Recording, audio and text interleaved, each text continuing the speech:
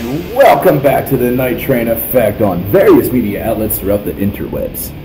Yes, the interwebs, where you can find anything if you look hard enough. Anyway, on Instagram, hashtag bimbos of Instagram. Have fun. So, this woman came up to me the other day and mentioned that I should look up hashtag bimbos on Instagram. It's so weird that you said that. That's what we do here on the Night Train Effect. She was one of our plants. Yeah. Anyway, so we were just talking about The Walking Dead and the mid-season finale. We had mixed reviews on it. But there's another show that came out that is really worth my while right now. Probably the best show ever on television. Yes. And I think we're talking about Ash versus the Evil Dead. Yes, there we go. Good. My other option was Hell on Wheels, but I think I'm the only person here that watches that show on AMC. It's an expansion of the railroad after the Civil War. It's great. No, Sons of Tucson is really on that. I don't even know what that is. 6-episode sitcom that it's on Netflix. Okay. No, it's not. Okay. It's terrible. But it's got Tyler Levine. Okay. Yeah. Well, as long as we're going there, also if you have Amazon Prime, check out The Man in the High Tower. That's been really good. In case you don't know what that's about, it's the guy banging Hightower from Police Academy. No. It's about what if the Nazis and the Japanese won World War II. And it's brilliant. It's set place in the 60s, and there's resistance groups and people having films of the Nazis being overthrown and Japan being nuked. Well, if there was no, people are there should never have been a World War II. Imagine if there was no Holocaust. What would that Discovery or History Channel air? No, they wouldn't air anything. Well, no documentaries. Where would Steven Spielberg's career be? He was doing awesome sci-fi. Well, that was the thing. The other night, I got done work, and I sat down at home, and I was like, I need to unwind. I just need to watch something that'll just let me unwind. Ash versus Evil Dead. Well, we'll get back to that in just a second, because that's what I did last time I got done work. But no, Schindler's List. Came home, it was on. I turned on the TV, it just started. I was like, well, this is what we're doing.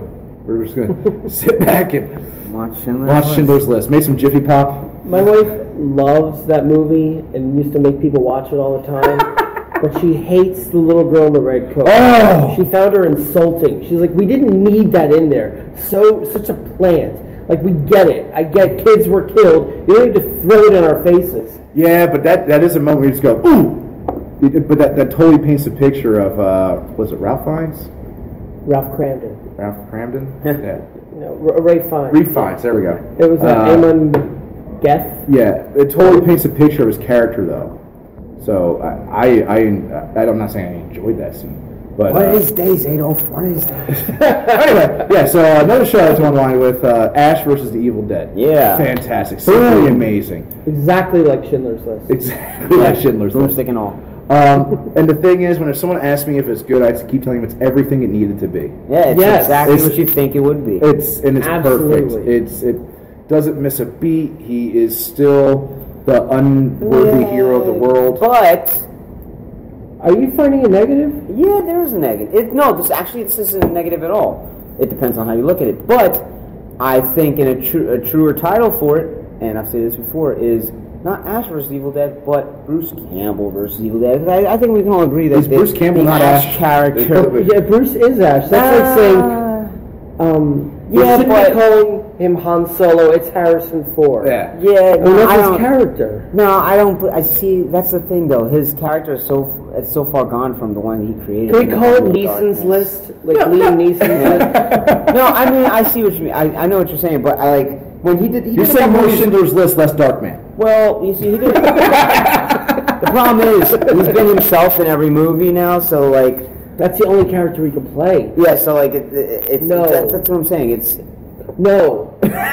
He's like, no, you're wrong. Because he did a movie recently called Hi, my name is Bruce, where he plays himself. That was awful. I think at that point, was that the one with the soybean curd gods? Yeah, but I think he broke through. I think he broke through this thing where now he's the Deadpool. Bubba Hotep. Yeah, he became Elvis. He didn't do it. I asked you to rewatch maybe Army of Darkness. I did recently. It was fantastic. I did. And you know what's the evolution of that character? 30 years later, you live through all that. You're gonna be a little kooky, cocky, and cocky. Cookie Hancock. Yeah, you saved the past, you saved the present, and now you're selling TV. It doesn't. Yeah, but it doesn't make sense why. Yeah, why? Oh, sorry. It's just a spoiler for people who watch. Well, no, we should spoil it. That's the reason. That's another thing because it's so many years have passed, and the one thing he doesn't want to do is the thing he does. That just to me is too far. But we do need a plot, and I guess we do need a way to kind of open up the book, which they kind of done with another character. But going through my second it kind of doesn't make completely sense. relate to the characters in this movie. Yeah, the show. Actually, yeah. And I can't look at. I don't remember the kid's name in Ash vs. Evil Dead. The Hispanic dude, the Hispanic guy. But all I keep thinking of is I can't get young Ben Stiller out of my mind when I look at him. No, that's him to a T. Yeah. Meet the Fockers. So. That's right. Knowing that Jason was coming on, and he is a horror aficionado like myself, I just want. Oh, by the way, this just in, Darren. Still no new Phantasm 5 news. Okay, nothing. Nothing? Nothing. All right. Well, we saw the trailer. We can rewatch. It's a good trailer. It was an amazing trailer. I when I first saw that, I was like, oh. Maybe. Well, look what happened with Children Shouldn't Play with Dead Things. That was going to be remade. That was the first zombie film I ever saw when I was young. It scared the crap out of me. It's awful if you watch it now. But same director, Bob Clark, was going to remake it, and he died in a car accident. And forever, I was like, what happened to this movie? He died. That's the thing. I want to see, supposedly Phantasm 5 wraps everything up. And I just want to see that whole bit with, if in case it doesn't, Angus Scrimm, he's still living. He's still alive, so we can still make something happen here. So I asked the gentleman that we're going to be on today with me to make a list, make a 10 list of your favorite horror movies. What was that? You gave a look. You asked me. I asked Darren to ask you. Oh. I might not have sent that memo. Okay, so that memo didn't go through. It's okay, we have improvised. Yeah. He's a horror aficionado, much like yourself. I gotta say that one of my all-time favorite would be a trilogy called Feast. Feast, okay. Feast, yes. All right. And I challenge anybody. Henry Rollins was in the first Feast, yes. Well, there wasn't remakes, but it became a trilogy. I've never seen the second or the third one, but I did enjoy the first one. I challenge, and I'm broke. I'm flat broke, but I will give $100 to anybody who can predict the ending of the Feast trilogy. Huh. All right, there you go. It was absolutely brilliant, fantastic, original, outside the box, everything you want in a horror film. Okay. All right. I'll definitely have to give the sequels Yeah, you need to watch the sequels. Okay. You would get it. You would understand. Oh, okay. All right. All right. So I'm going to throw some horror movies out there. All right. And we're going to just say in our mind if they're on our top 10. If they would be on our top 10 list. Okay. Since I do have a list of 15. All right. I've got a list of a couple myself. So there we go. Since we already brought it up, and I challenge you to tell me what this movie's about. I'm not going to give you anything. I just challenge you. But describe, Phantasm. What the hell is that movie about? If you had to say to someone, I just saw this movie called Phantasm, how would you describe it to them? What would you tell them the plot? That's a really good question. It's about a boy. Simple. There's a old man who's got a metal ball with a spike, and he makes midget zombies. Oh yeah, Jawas. He makes Jawas. He makes Jawas. Yeah. I'm gonna go. Let's see the IMDb. IMDb. Darren, I recently forced you to watch the whole trilogy over the last year. Yes, and I fell in love with every This is what they say. A young boy and his friends face off against a mysterious grave robber known only as the Tall Man, who keeps a mysterious arsenal of terrible weapons with him. Terrible. Because they're all terrible weapons. Terrible weapons. Terrible. Yeah, that's good. That's good. I got a couple points for that, like achievement unlocked. They think, well, what's the story? That doesn't actually. Yeah, no, you can't describe to anybody. Yeah, unlike this next movie. I actually never liked Phantasm. It's a love affair I had. It is, and it became one for me as well. If you look closer, I would over the course of this following year, I would make you a Phantasm. Yeah, he does that. Okay. He makes people Phantasm That's what I do. Converted me. It's like if I was an X-Men, it would be like, what is your mutant power? I turn people into Phantasm. What do you mean by I hang out with them? I force them to watch. I bring over their favorite beverage, and we sit back and we watch Phantasm. So that's what I do. In the Mouth of Madness, John Carpenter. I love that movie. Excellent.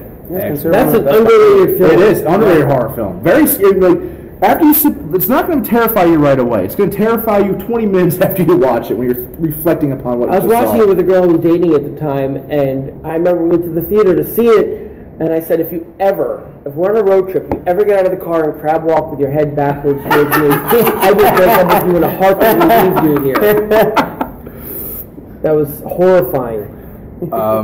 The scariest scene in that movie was the guy walking across the street with the axe. Yes! And you read Sutter Kane. Yes. And John Carpenter directed that and directed the shit out of that movie. That may have been like the last really good Carpenter flick. Yeah. Like after that was like Village of the Damned remake, Ghost of Mars. Yeah. No. Our Point, Korean horror film. Maybe you guys have never seen it. This is a personal favorite of mine. What's it called? Our Point.